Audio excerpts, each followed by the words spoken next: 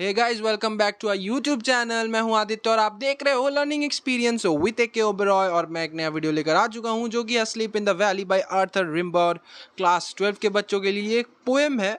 तो देखो, ये जो ऑथर के बारे में अगर थोड़ा सा बता दूं, ऑथर जो है वो एक फ्रेंच पोएट है जो कि 19th सेंचुरी के टाइम पे लिखते हैं। और उनका जो पोइट्रीज है वो बहुत ही कम एज में, यानी 19 साल से उन्होंने अपना पोइट्री स्टार्ट कर दिया। उन्होंने बहुत सारी मेजर वर्क्स किए हैं जैसे कि म्यूज़िक, इवनिंग प्रेयर और उनके जो फेमस टाइटल है जैसे कि ली डोमियर लेवल, ये भी उनके एक पोइट्री में इंक्लूड किया गया है, पोएसिस नाम के, जो 1872 का है। और उसके बाद अब बात करते हैं इस पोएम की। जो पोएम हम लोग अब पढ़ने वाले हैं, इस पोएम के बारे में मैं शॉर्ट में बता दूं कि एक सोनेट है। सोनेट में लिखा गया, इटालियन सोनेट में, जो कि 14 लाइन्स का होता है। इटालियन सोनेट 14 लाइन्स के होते हैं, जिसमें एक ऑक्टेव सोनेट होता है और एक सेटेट सोनेट होता है। तो दो पार्ट में इसे डिवाइड किया गया है। The poet explores the inherent fertility of war. तो इसमें एक जख्मी बंदे को दिखाया गया, एक सोल्जर को दिखाया गया, यंग सोल्जर जो कि मरा पड़ा हुआ है बैकग्राउंड में नेचर के पास। यानी कि हमारी जो धरती है, इस धरती पे जो ब्यूटीफुल हमारा जो नेचर है, ये नेचर का इमेज हमें दर्शाया गया। और उस हमारी धरती पे इस नेचर में वो मरा पड़ा हुआ है, खून से लथपथ है। एक सोल्जर, एक सिपाही यहाँ पर वॉर के टाइम, यानी कि जंग के टाइम वो शहीद हो गया है और यहाँ पर मरा पड़ा हुआ है। तो इसको लेकर यहाँ पर एक ये पोएम है। तो बिना किसी देर के और बिना पड़ोसियों को परेशान करते हुए चलो वीडियो को शुरू करते हैं। एडिटर म्यूजिक बजा यार। अरे ये नहीं बजाना था, बदल इसको।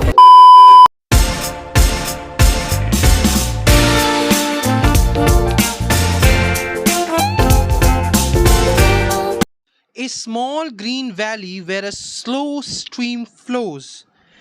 एक स्मॉल ग्रीन वैली मतलब एक छोटा सा वैली है जहाँ पे ग्रीन वेजिटेशन है। वहाँ का मौसम बहुत ही अच्छा है, ग्रीन एरिया है। वैली देखो, वैली मतलब जो जगह में गाछ, पेड़ पौधा, छोटा सा हाई हिल्स होता है ना, तो वहाँ पे स्ट्रीम फ्लोज मतलब एक छोटा सा, मतलब स्मॉल स्ट्रीम मतलब एक रिवर है, छोटा सा रिवर है जहाँ से पानी बह रहा है, पानी फ्लो कर रहा है वहाँ पे। And leaves long strand of silver on the bright. And the leaves long strands of silver. Strands of silver मतलब कि जो रिवर है वो मानो मतलब the river spreads like silvery, मतलब जो रिवर है वो सिल्वरी स्प्रेड कर रहा है रिवन ओवर द ग्रीन वैली। मतलब सिल्वर कलर का चादर बिछा हुआ है, ग्रीन कलर के वैली में सिल्वर कलर का चादर बिछा दिया गया है, ऐसा लग रहा है। रिबन जैसा, मतलब एक रिबन होता है ना, छोटा सा रिबन बिछा दिया है या पतला चादर बिछा दिया, तो उसको स्ट्रैंड्स बोलते हैं। तो लंबा सा ऐसे चादर या रिबन बिछा दिया गया है वैली पे। Grass from the mountain top streams the suns. तो ग्रास जो घास है माउंटेन टॉप में, यानी पहाड़ की ऊंचाई पे, ठीक है। तो यहाँ पे पहाड़ की ऊंचाई को इसलिए बोला गया है क्योंकि पहाड़ की ऊंचाई मतलब एक प्राउड मोमेंट होता है ना, पहाड़ की ऊंचाई। तो पहाड़ की ऊंचाई दर्शाया गया है यहाँ पर। स्ट्रीम मतलब जो सूरज की किरण है वो उस पर रेस पड़ रही है। उसके बाद देखो, rays they fill the hollow full of light. Fill the hollow मतलब क्या होता है, जो ग्रीन वैली है वो माउंटेन्स है, ऊपर से सूरज की किरण गिर रही है, ऊपर से एक रिवर है फ्लो कर रहा है, मानो कि रिबन लगा हुआ है। तो ये उसकी सुंदरता को और भी ज़्यादा बढ़ा रहा है, सुंदरता और भी ज़्यादा खिल रही है, और भी अच्छी वो वैली नज़र आ रही है।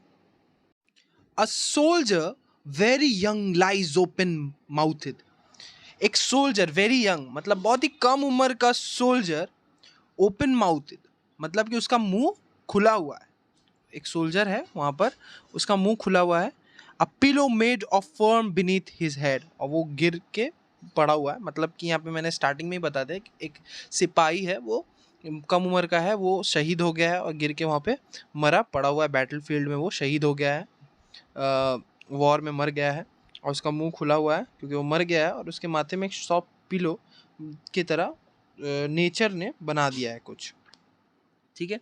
Saw the a pillow made of fern beneath his head. asleep stretched in the heavy undergrowth. और वो कहाँ पर मरा पड़ा हुआ है? ग्रासेस और shrubs. अंडरग्रोथ मतलब छोटे छोटे घास होते हैं, shrubs होते हैं, उसमें वो वैली के उसमें पड़ा हुआ है, मरा पड़ा हुआ है. और पिलो बन गया उसके सिर के ऊपर, एक तकिया जैसा बन गया है. Pale in his warm green sun soaked bed. ठीक है, तो पेल यानी कलरलेस दिखाई दे रहा है, और सन सोक्ड बेड मतलब कि सूरज की किरण भी डायरेक्ट उसके ऊपर पड़ रही है, तो वो गर्म हो चुका है. जो ग्रीन कलर का ग्रास है वो गर्म हो गया है. तो ये पूरे अच्छे से इसको दर्शाया गया है कि एक सिपाही है, वो मरा पड़ा हुआ है और सूरज की किरण उसके ऊपर गिर रही है, और जिस ग्रास पे वो सो रहा है वो हल्का वार्म हो गया है. His feet among the flowers, he स्लीप्स, he smile. मतलब कि उसके जो पैर है, फीट है, वो फ्लावर्स में टच हो रही है, फ्लावर्स के ऊपर उसने रखा है, क्योंकि देखो ये वैली है तो फूल बहुत ज़्यादा है वहाँ पर, तो फ्लावर्स में टच हो रहा है, उसका फीट पैर रखा हुआ है फ्लावर्स के ऊपर में.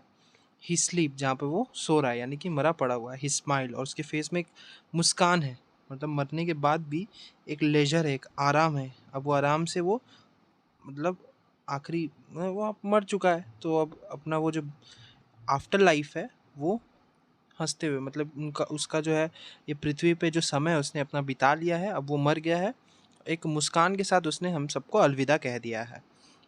उसके बाद is like an infants gentle without guide.